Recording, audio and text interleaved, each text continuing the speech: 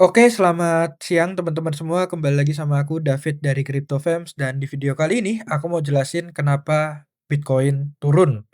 Per hari ini hari Jumat tanggal 3 April 2026, Bitcoin turun ke sekitar 66 ribu dolar dan banyak yang panik. Tapi teman-teman, aku izin menyampaikan sebelum kalian mengambil keputusan apapun, mungkin bisa dengerin penjelasanku terlebih dahulu.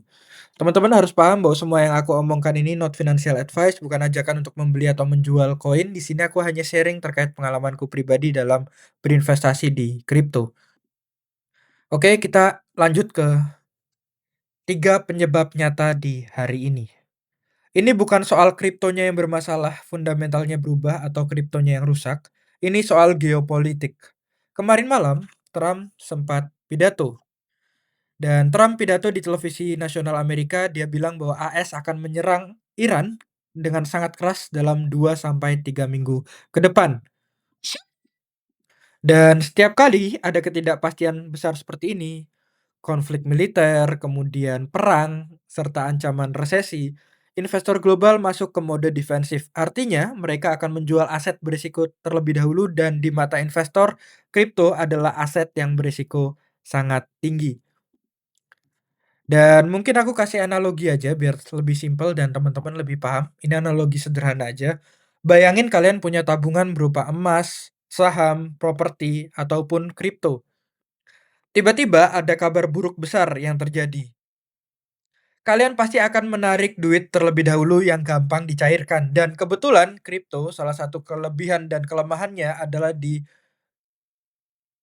fitur bahwa kripto bisa dicairkan 24 jam, kita bisa berinvestasi di kripto 24 jam, mau hari libur, mau hari biasa, mau kamu di dini hari kamu mau beli kripto bisa dan kamu ingin mencairkannya pun di dini hari ataupun ketika liburan itu bisa.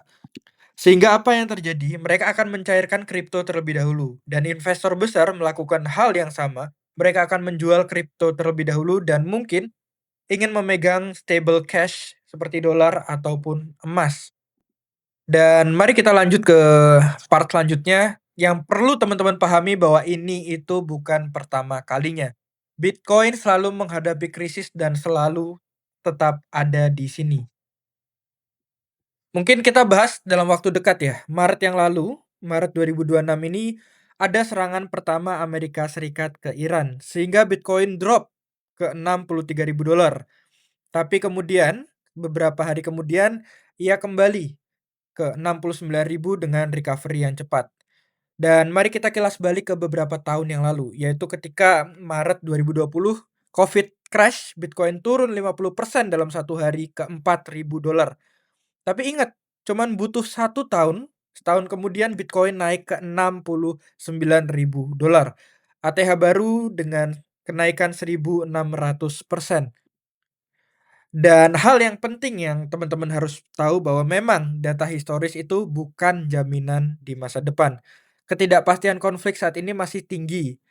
Tapi ingat, keputusan terbaik adalah ketika situasi sudah tenang, ketika dirimu sudah tenang dan tidak panik.